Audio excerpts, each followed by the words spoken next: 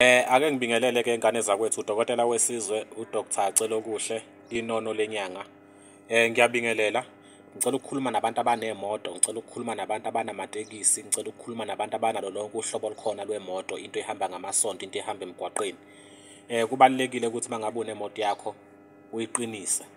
Uyiqinise imoto yakho, uyibethele imoto yakho ukuze ingeke intshontshwe, ukuze futhi uzophepha nje nakwizitha ngisho nasey'ngozini. Ayifuneki imoto nje ehlala yenza iy'ngozi, ayifuneki imoto efa njalo.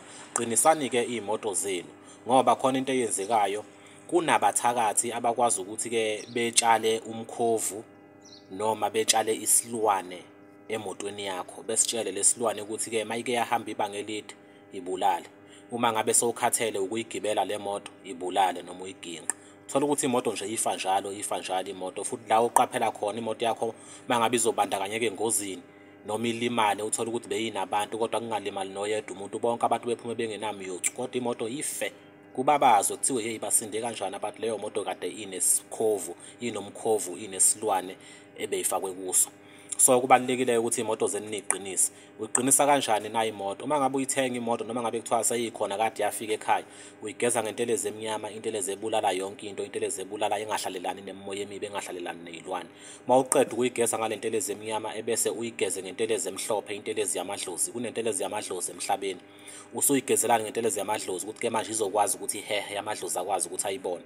Ebese uyayibika imoto yakho, ebese uyachaza ukuthi njengamanje uzocela ukuthi uyiqinise. Mangabe uyiqinisa imoto yakho, usuyayiqinisa-ke kuya ngaleyo nyanga ukuthi yona iqinisa ndlelani. Kodwa okubalulekile ukuthi imoto mangabe uyiqinisa, iqinise ngesintu, uyiqinise nangesilungu.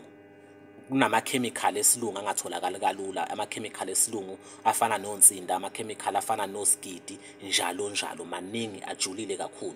So uma uwathakile lawo makhemikhali, unolwazi lokuthi athakwa kanjani, ufundile ngawo, uyakwazi ukuthi-ke uwamixe wodwa, bese nalo wesintu umuthi uwumixe wodwa, ungakuhlanganisi. Ngaleyo ndlela-ke imoto yakho bese uyayiqinisa.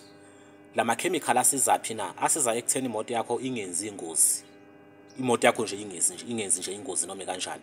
Amakhemikhali afakwe kulezi imoto lezi ezifana nemoto zama-traffic police, imoto ezifana nama-ambulance, angeke bekutshele kwawona ama-traffic police awazi ngoba yengekho ifakwa la makhemikhali.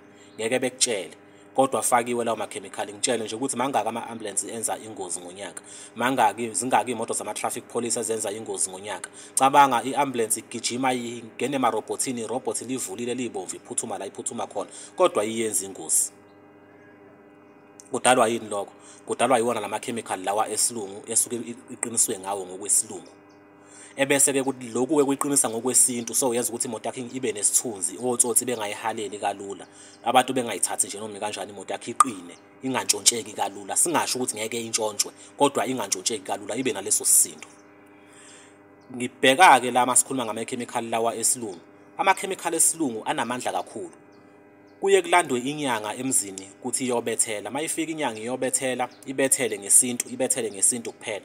Beqhamuka abathakathi abafundile abanesayensi, balithumela izulu lifike lishaye laphayana, axakeke umuntu athi hawu kwangena izulu kade ngilande inyanga ebeyizobethela izolo. Ngani na? Abathakathi bayakwazi ukumixa amakhemikhali esilungu bewamixe nawe esintu bese beyithumele leyo nto ifike idale umonakalo kumuntu. Yingakho kubalulekile ukuthi mawuqinisa umuzi wakho, thola phela mawunamandla, thola phela no-add insimbi le yabelungu le edonsa izulu, le yenza ukuthi izulu lingangeni ekhaya. Thola nayo bese uqinisa nangokwesintu. Uyosizakala-ke mangabe wenze njalo ngoba abathakathi bamanje sebefundile, sebemkantshubomvu. Bekudokotela-ke wesizwe lona uDr. Celokuhle Inono Lenyanga, umshengo ogibela isihlahla somdlebe. Ngicela ukuthi uyishare le video ngoba iyosiza abantu abaningi. Ngiyabonga.